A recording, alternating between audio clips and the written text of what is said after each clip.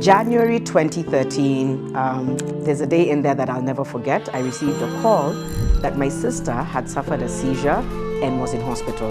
It literally felt like the following moment that I wake up in a dark room. She got a diagnosis and it was a brain tumor.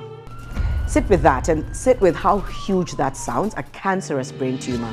Apparently I had walked around with it in my head, not knowing, for a year. Wow. It's like a blackout. It's like a blackout. And even now, yeah. Do you recall what happened in the blackout, or you're like, no? No. It has been difficult for the family. It's not always been easy. What is this? You know, it was a lot. And I'm here wiping tears. Today on It's Official with Janet Mbugua, Sharon and I decided to touch base and talk about this journey through her lens. And so here is that conversation.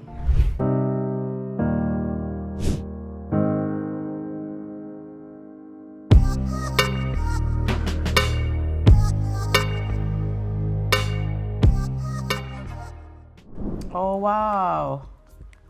When I was pregnant with, with Mali. Yeah. Oh, that was nice. This is the baby shower I was in control of because I didn't know how to do a baby shower like the one I had with Huru. Because the one I had with Huru had media. Yes. It was a very big thing. And was that intentional? Yeah, I think because I was doing something with a brand. Got you. And then, you know, and I don't know, I guess you just like, in those days it was just fun. It wasn't as hectic as it is now. Right. Oh my gosh. Were you there that day? No, I have this. Oh, okay. Were you there this day? What? This was the day, I think this was the day Mali was born. This was the actual day he was born because... Are you serious? I think so, because he was born in the morning.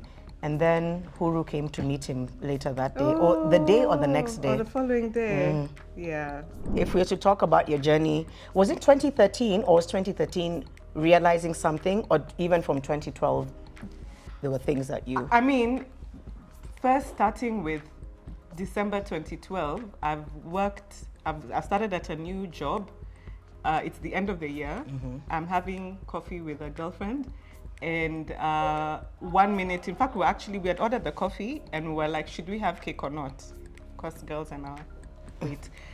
So then the following, it literally felt like the following moment that I wake up in a dark room. Now I was being filled in that I had had a seizure. Mom was in Coast at the time, Mombasa, so she sent Mwihaki and Mama Amuni to Tumor, where I was. So I wake up. I realize now I'm at the Aga Khan clinic at Tumor. So yeah, and then it was actually like a full-on seizure. So eyes rolled back, foaming at the mouth, all that. And so I asked Mwihaki to take me to what I thought was the nearest hospital, which was Karen. And then was done a CT scan and then admitted. So at some point, I guess my bag was brought with my things. I remember a neurologist, he was consulting at the time, Mativo, asked that I get an MRI. I remember I was just excited to be in an ambulance. Sharon. But why did you go from Tumor to Karen? I thought it was the closest. Okay. So you're in an ambulance from Tumor to Karen Hospital? No. That one I was taken by Mwihaki. But as he's doing his rounds, Mativo sends me to Westlands. Okay. Yeah. So yeah, I was excited, and the MRI is done on me. So by the time I'm discharged, Mom is around, and I have this paper. What the hospital tells me, at that time I thought it was a misdiagnosis, is that I had a heart condition. So you can imagine, I'm like, I fell. I don't know that has to do with my heart. But these are the experts, so we go see the heart specialist. The thing they got right was that they had put me on anti-seizure for the year, and I wasn't allowed to drive for that year. Then after that, Mom and I decided to spend the next week seeing neurologists. I remember we saw the late Professor Kioi, and he told me I'd had a stroke. I was like, surely, guys. Even you sensed there was a lot of misdiagnosis, misinformation. I did.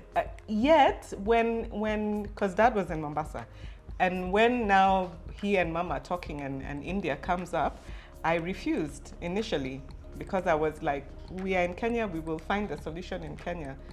But I didn't have any solution. So, and you can imagine 2013, January, starting to look for where I'll stay. It was daunting, you know. But Dad and I went to a GP on that side. We did a fresh set of tests, and then that's where I was diagnosed with it's called a glioma, which is a brain tumor, and it was cancerous. So meanwhile, I'm still absorbing, and then the doctor whose care we were under, Dr. Mehta, came and said, okay, you have your diagnosis, let me get you to the neurosurgeon. So the same night, Thursday, I remember, we moved from seeing the neurologist to seeing the neurosurgeon, who said he'll operate on me the following week. So yeah, we went in for the surgery. It was 7 hours. Then did the recovery in the hospital. And then because it was cancerous, it needed to be checked, like way forward.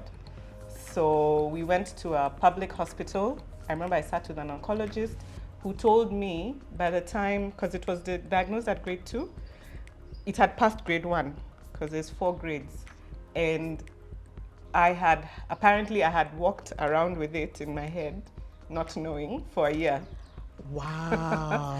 So now what they tell you is they are, unless they give you a no in terms of additional therapies, chemo and radio, you would have to stay on if you need to be treated, if you need to go on that journey. In India.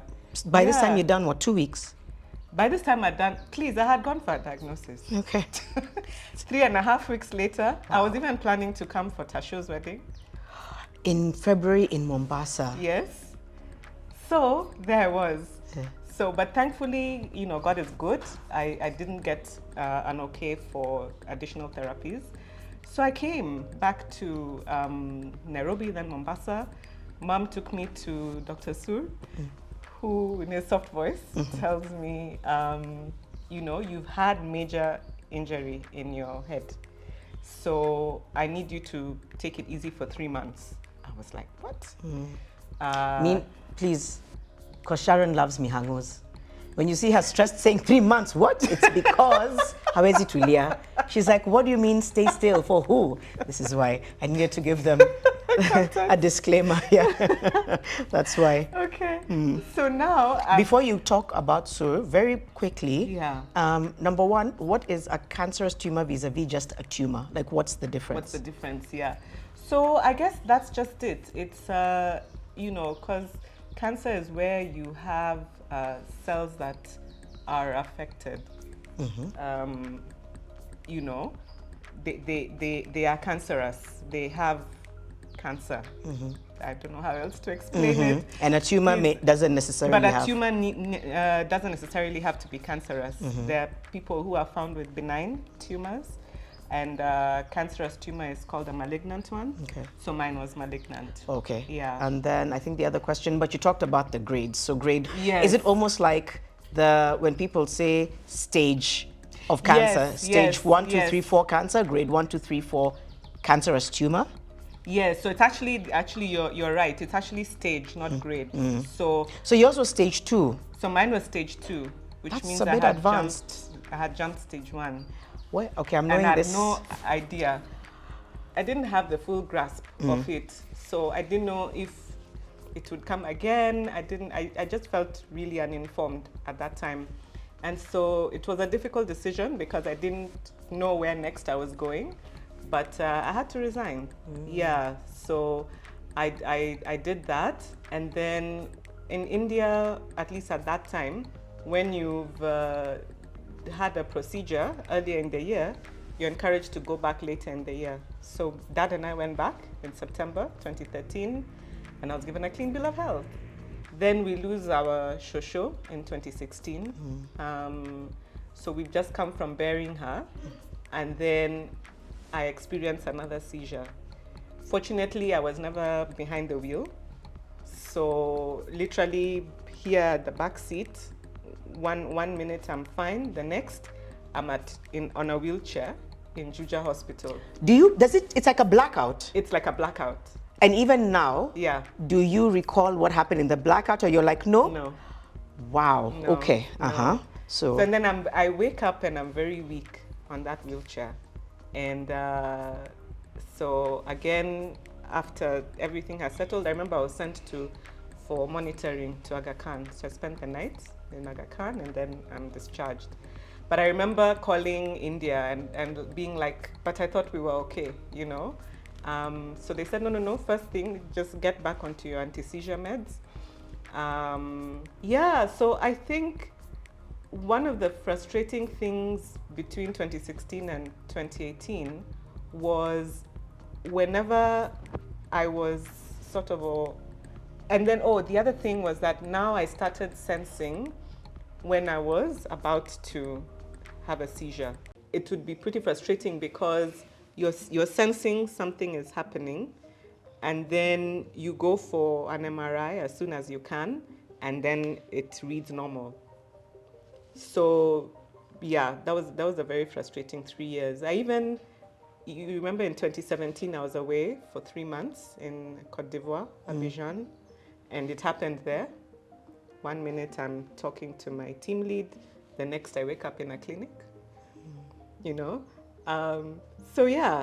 Then in 2018, I finally changed doctors and now got a diagnosis of epilepsy. So I was like, it was actually a blessing, I want to say, because I have a name now that I can go and study and stuff like that, you know. And by the time it happened again last year, I felt like, I don't know that one can ever be 100% controlled. We use the word controlled for being seizure free. So I don't know that, I guess there are people who are, but in terms of managing my situation, I felt like I was on top of things, you know. Before you come to 2024, right? You said something very. So was epilepsy as a result of the tumor, or can it be that the two can exist for very different reasons? So I've actually come to learn that people develop epilepsy at different times. There's a number of kids who have it. In fact, you even have doctors who are specialized to treat epilepsy in kids. And in my case, I feel like epilepsy and the anti-seizures are related, because I later got to find out that the reason I kept having seizures was because of the surgery. That is some serious math. The reason I had seizures is because it's not to discredit the surgery, but what does it mean? So what it means is that ideally I would have anti-seizure meds would have been prescribed for me right after the surgery. But they were prescribed much later. So ideally, I should not have stopped taking anti-seizure meds. And was the idea for you to take them for life, or they just say, no, just take them for a few months and you're fine? I guess for a period. For a period. Yeah, I guess for a period. So that would have been ideal. In fact, now even people I've talked to who go for similar surgeries, you're always put on anti-seizure meds as a result, just for some time. Epilepsy, just before we now go to 2024, it's very widespread. It's very, very, it's quite common. It is. Yeah, I wanted to ask, in your situation, which you've explained, but it's just important for people to know. It's a lot more, and there's very little awareness and knowledge. There's very little awareness, information. I'll come to that what later. I'm doing in that space. Okay. Yeah. So 2024, between 2013, 2024, life is, especially between 2016, 2018, yes. It's a bit, I don't want to say erratic, but how would you describe life? Was it, you could have normal months and then suddenly, so was it erratic? Yeah. Disruptive? Yeah. So one, in addition to sensing that I was having the seizure, I feel like the intensity reduced. So whereas initially I would black out completely, now, and I believe it was with the help of the meds, that the intensity reduced. So it got to a stage where I would be looking at you, and there's different names of seizures, and I would experience an absence seizure. So it's I'm looking at you, and I've zoned out. Yeah, just for a few seconds, and then I'm back. And you feel, do you recognize that you've zoned out, or later you're told you zoned out? I know. Okay. I know that I've zoned out. So that now brings us to 2024. Yeah, so those were, so there would be those, and then there would be, every so often I would get a little tremor on my hand, just like that. But which is why I'm saying I know that there are people who are completely seizure free, but in my case, in fact, the last doctor I saw, we had actually agreed he would reduce the medication I was taking, which is why I was like, it's the last thing I expected to get a second diagnosis. Yeah. So what happened that led, now you've taken us from 2016, you went to Cote d'Ivoire, you came back 2017, 2018. 2018 to 2024, you're still having seizures, but they're not as intense. But they're not as intense. In fact, the absence seizure, for example, is literally just a few seconds. So I'm looking at you, but you know, I'm not present for a few seconds, and then I then you come back. So what was the turning point in 2024? So 2024, I feel like life was good. I have gone back to school to do my diploma in psychological counseling. I remember I was in term 5, I think. Yeah, that's the second term, May. And by now, post-COVID, the business is not doing as well. So I needed to supplement income. That's how I ended up teaching piano and voice. But, you know, by and large, I'm okay. So then I start sensing, in fact, it's Mom who saw something. I don't know what she saw. But, and then she found me rushing out to go somewhere. And I was like, no, we'll talk when I get back. Yeah. By this time, I was staying in Westlands with our brother Kevin and Kiambu, both homes. But this time, when it's being re-diagnosed, or when I was eventually diagnosed, I was at Mom's for a bit. So then even in class is where one of my classmates saw something, no idea what, and she's like, something is off. So I remember that day I left early. And then the last straw was on a Wednesday. Mom comes to greet me, and then I tell her something that makes no sense. I was like, okay, this needs to be checked. So that's how we ended up going to Aga Khan Hospital. Dr. Jabal was not in. Mom had called. So we saw a Dr. Minor who said, okay, self-admit, let's do your MRI in the middle of the night. So that's what I did, midnight to 1:45 a.m. In the morning, again on a Thursday, I wake up to 2 young doctors next to me, and along what they're telling me, I hear something like it's back. And I'm like, what is back? So yeah, they said the tumor had returned. This time it was bigger, and I needed steroids as part of managing the plan. And it was getting towards an emergency status. So Mom had left me.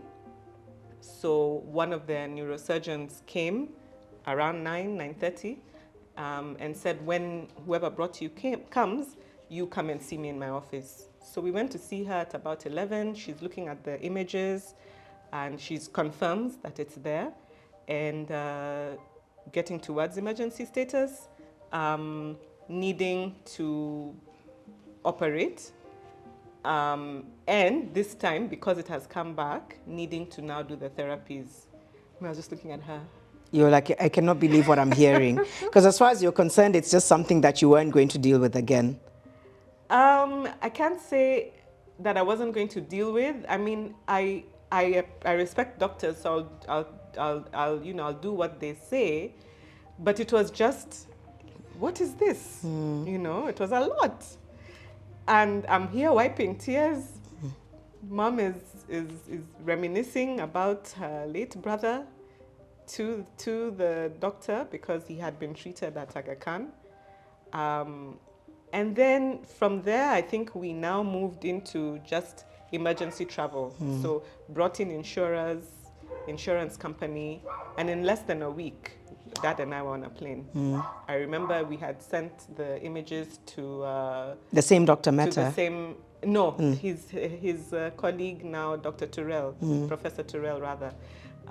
So he's the one who had operated me the first time. So same procedure, same MO. Traveled on the 4th and came back on the 14th. That was a tough week, huh? Because of also, while you were in surgery, we were in a funeral. I know. That was a very, very tough week. It was such a hard time. Yeah. And then the people who are grieving, God bless them, in between grieving their loved one, they're like, "Hi, Sharon." And I'm just like, we're here for your sister. I know. Much love to Kinawarimi. Yeah, they really asked after you during their sister's burial. They kept asking about you. Bless so them. it was a very bless There was so much going on. Yeah, it was very emotional. It was very emotional. It was very heavy. Yeah. And I remember saying, if Sharon has to be there, I know Dad has to go. I would just have to be there for Mom. Because now I was thinking, putting myself in Mom's shoes. Right. My daughter is going for surgery. Yeah. My best friend's daughter has passed. Yeah. So it was, I was like, Wachatu, let me just stay. Okay. And I told her, I'm not leaving your side because you're going to need a lot of emotional support. And she did. And she did. Because now the person who's closest to her in terms of friends is now leaning on her shoulder. Yeah. So it was a very heavy week. It was. It was. And so I traveled again with Dad. This time it had been 2013, and now this was 2024. 11 years. 11 years and something. So this time my palate had evolved. I couldn't take Indian food, especially in the hospital, as much. So I remember I had a friendly nurse, and she in the neuro ICU where you leave surgery and that's the first place you go for a few days. And she was like, "It's okay, I'll keep for you biscuits." Okay. What did you need to be on? Just anything? Just ordinary meals. Ordinary meals. And so you go for surgery. When you wake up, there's soreness, pain. But was the experience still, were you able to just start feeling comfortable, or was it just, what do you remember? Was it just very painful, very uncomfortable, or did it evolve? You're out, huh? You're blacked out at that time. What I remember this time though was the anesthesia wearing off slower, because I seemed to be struggling for breath before I woke up. Yeah, I remember that sensation. And then, of course, I woke up in the neuro ICU, and then before I moved to the general ward. The other thing I remember was I had a lot more medication, of course, in the hospital, even what I came with from India. It was like there were those for 3 months, those for, for periods of time, and then down to now what I'm taking, which is just the anti-seizure meds. Yeah, so there was a lot more medication than last time. And this time post-operation and life after that, I think what for us was hard to stomach, I'm sure, of course, for you more, was now having to do chemo and radio. Yeah. So walk us through the journey of coming out of the surgery and then now having to go into chemo and radio, and what informed that. Yeah. So again, I was hopeful that Professor Turrell, with all his knowledge, would tell me I don't have to. I still held on to that hope. But he confirmed that I did. And he said it's because it has come back. Yeah. And I was like, okay. The other thing he told me is to stay positive, which that's a whole other conversation. But yeah, so I accepted it then, and but he said I could do the therapies in Kenya, in Nairobi. Yeah, so that's how we didn't end up staying in India that long. We Once we left hospital, we spent I think 2 nights at the hotel, and then we left. Yeah. And that was in June. And that was in June, 4th to 14th, I remember. Okay, 10 days. They flew past. Maybe it's because there was a lot happening. Maybe there's a lot happening, you know. You guys were dealing with, on this side, the funeral. And so now walk us through just coming back and just what it's been like from then till now. What are you, I know we're going to talk about it in more detail later, but just a life shift. What has been the most major life shifts for you? I think first just accepting that I needed the therapies. That was a lot. I feel like I absorbed things quicker, but the initial news was tough to take. And then once I quote unquote wore my big girl panties, then I was just like, let's get on with it. One of the interesting things is that different people respond differently to different types of cancers. Breast cancer is the most common because I would keep hearing about it, and one of the doctors confirmed for me that it is the most common. So a lot of the conversations I've had, even with people like Wamuni had told me she'd put me in touch with someone, etc, etc. Wamuni is our cousin. Yeah, Wamuni, our cousin. Yeah, okay. Wamuni, cousin Wamuni, yeah. She put me in touch with a pediatrician who's gone through breast cancer. I met up 2 ladies, one who's had colon cancer and the other breast. So, but the thing is, and I would listen to them and try and pick what I could, because in the beginning, you just have this big C word and you're like, where do I go from here? You know? I thought I knew stuff, even a little bit about cancer, but I guess it's very different when it hits you. And so I reached out to organizations to just send me, one in particular, Non-Communicable Diseases of Kenya, NCDAC. They have a chapter here. The headquarters is in the UK, but they're able to break down information on cancer in simple language. I spoke to Maureen Mate, who heads an organization where they just tell you in simple language what to expect, you know. But anyway, I also spoke to someone who's doing cancer research. So I had, I guess you could say, a lot of conversations in the beginning.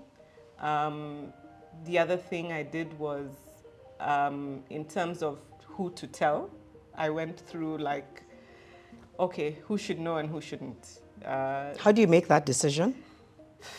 I think there's the bit I went through on my own, which was close friends, etc.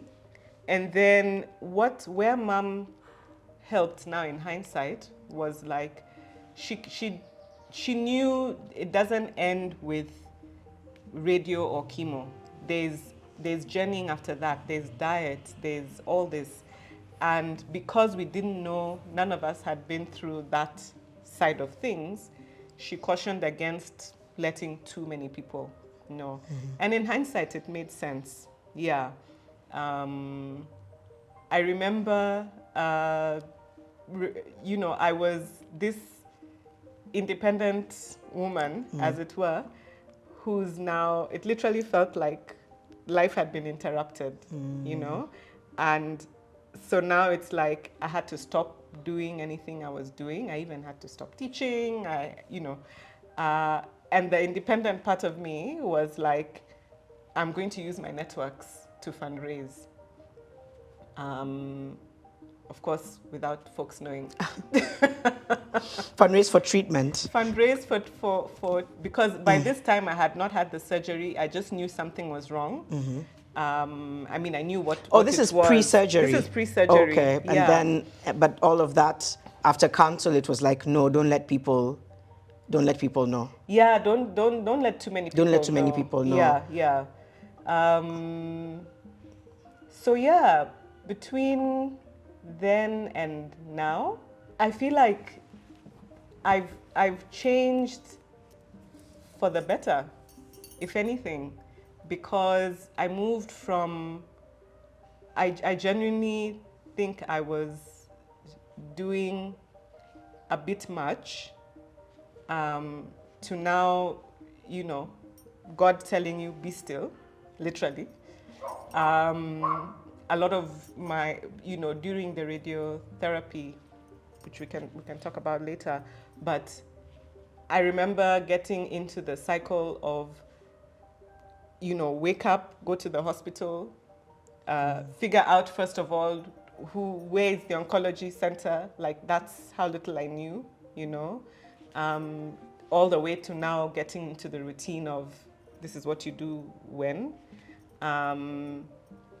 And in fact, one of the processes we went through was making the decision in terms of where we will go for treatment. And we spoke to the head of radiotherapy at Aga Khan, one of three. And he helped me. First of all, he said a lot that didn't make sense, but he helped make my decision easier because he was like, you know what, you don't need to feel obliged to journey with us at this hospital. You do your research. I remember then it was still my healing time from the surgery, and you decide whatever works for you at whichever hospital. And so that helped because then when I saw Dr. Olunya, he knew both Professor Turrell and the Turrell in Nairobi is Qureshi. So he knew them, and that made me a lot more comfortable to just transition. Do you feel like we also supported you, family, siblings, close friends? I do. I valued the visit to the hospital. I wish there might have been one or two more, but I completely understand. And Tim, of course, in Mombasa, Lena was so helpful. Our sister-in-law, Yeah, Marilena, sister-in-law. She, and they took it up as a family on their side. So they're so nice. Yes. They're just good people. Yeah. Okay. And then, of course, really folks. Nice. Yeah, and then, of course, we can never discount the love of parents. It's just, if anything, I feel like in the beginning, there may have been room for misunderstanding because I realized from India that I needed to now do my recovery in Kiambu. So I was like, but I feel like I've actually, 9 months later, at least myself and folks are better bonded. In fact, it's among the list of things I gave thanks for. Yeah. That's interesting. Yeah. So, because I remember at the beginning of this conversation, you said what you're doing now. Yeah. So what are you doing now? Maybe not necessarily paying it forward, but in terms of information sharing. I think this is the first step I'm taking in terms of talking about it. Yeah, I think I would say that. And if anything, it's probably, I feel like this might be one avenue because of how many followers you have. And yeah, maybe just opportunities to talk to people might come up as a result of this. I know we'll do a crossover to my podcast as well. Is it about community? Is it about just also using your story to inform other people, right? Yeah, I mean, once I discovered I had epilepsy and I was voted as team lead for a group of us who live with various conditions, that was the premise of my podcast. I have consciously taken a step back from sort of being out there. I'll do what I can to support advocacy, and I was interviewed and selected to sit on a global board. I represent my country, which is, I guess, now more strategic. But as far as advocacy and education and awareness, I think I'm still trying to do it in my own way, as opposed to, you see, before I had been on mainstream media and things like that. So first, within the condition, just sort of taking things slow. But even within that, using my networks, for example. Use what you have where you are use what you can where you are with what you have, I think. Yeah. And pouring into yourself, that's beautiful. Just saying, I don't need to be all out. I can still raise awareness in my own way. Yes. What's the name of the board that you sit on? The global board? International Bureau of Epilepsy. Okay. Yeah. Hey, leader. Wow. Thank you for sharing. Thanks for having me, Jen. Yeah. I mean, I know you're sort of bigger, well, almost equal on TV as well as Suzu. Actually, your first love was radio. So it's interesting that you're back on sound as a platform. So yeah, thanks for having me. And I believe it's helpful for others to know just the journey of living with it, like when it comes home, when it's in your family. And that I think I want to say you choose how you respond. And of course, it hasn't always been perfect. There have been some low days, but I still remember the doctor telling me to stay positive. And I believe I've tried 9 months later. Oh, you have tried. Yeah. You are an ambassador for positivity. So thank you. Thank you for being you. Thanks, Jen. It was intense to relive a lot of those moments that Sharon just shared with us. But again, I'm just so astounded by her calm nature, her ability to just be able to understand what's happening within her and how she can use that to influence or speak to what's happening around her. We're all proud of her for the recognition that she recently received. And we know this is a conversation that we need to keep having. And so on It's Official with Janet Mbugua next, with Sharon, we'll talk about caregiving and therapy. Because the caregiving aspect of it is very real to every single patient. Who is around you, looking after you, looking out for you, and what does that do for them? What kind of tools do they need? And at the same time, speaking to therapy. So she'll tell us her journey with therapy and our collective journey with caregiving. Please share this conversation and share your own stories, your own tools for amplifying an advocacy around epilepsy, cancerous brain tumors, and more. We have to keep talking about these issues, but more than that, we have to humanize these issues.